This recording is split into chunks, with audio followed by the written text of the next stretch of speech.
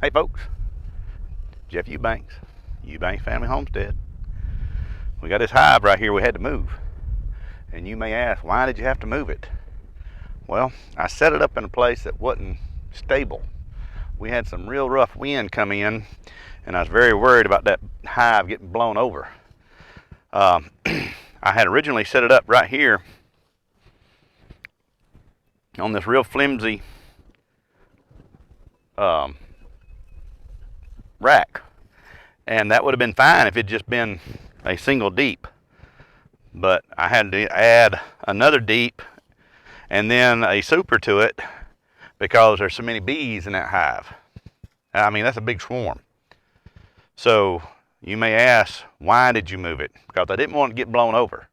We was having probably 30-mile-an-hour gusts yesterday, and that's something you need to take into consideration when setting up your bees. Where am I going to put my beehive? Well, you want to put it somewhere where it's easily accessible. Just like here now, I have it sit on 2 cement blocks. And even though I've already got 2 deeps on it, it's still manageable. I can go up this high, I can put another super on it very easily and still be able to lift it. That's something you got to pay attention to when you're setting up your bees. Right now that hive's rocking. I mean, it was 20 degrees here this morning, but it has warmed up, and I mean, that was just a monstrous swarm.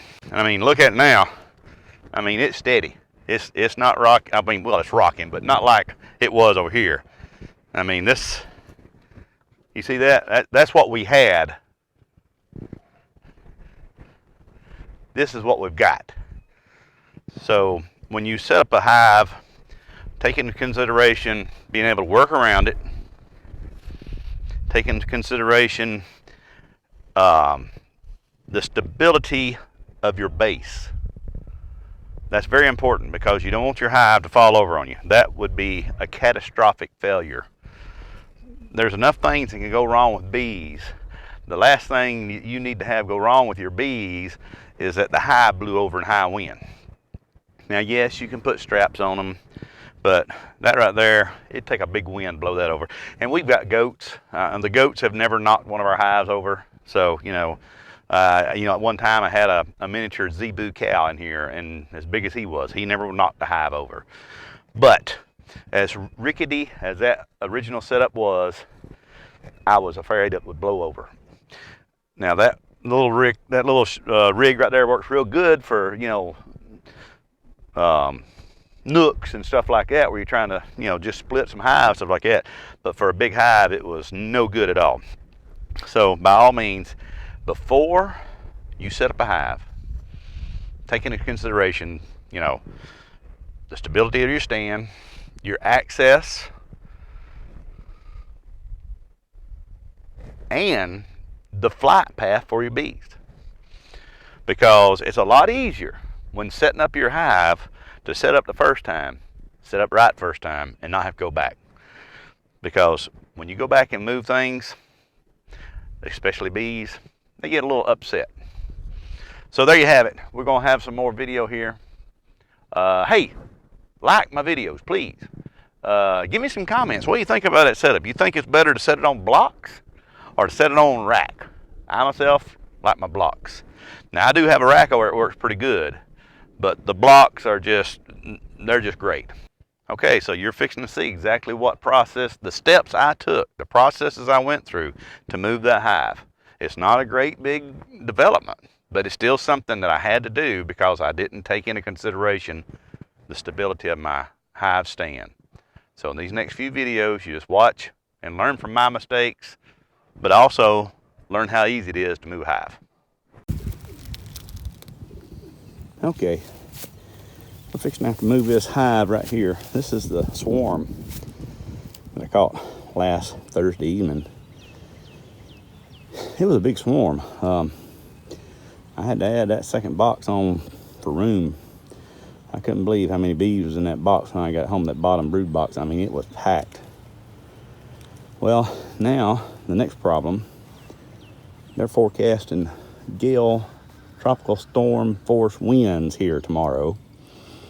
And that little rickety base that I've got it set up on, I don't like it.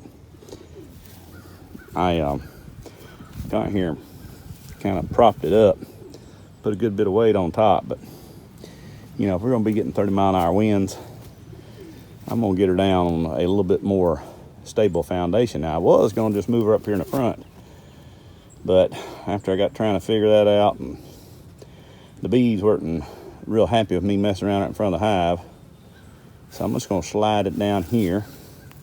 Already got me a solid board set up. That hive, I just had a screen board set up on it. So we're just gonna move it over and be done with it. They're out foraging, but it won't take them but just a few minutes to reorient themselves over 4 foot.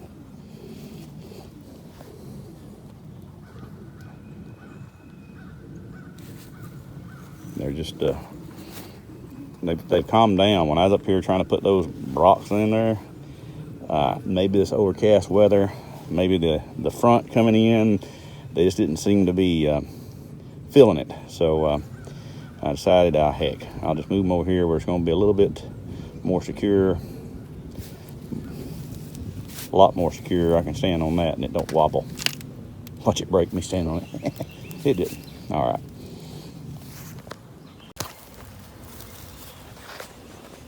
Okay, so that didn't take long at all.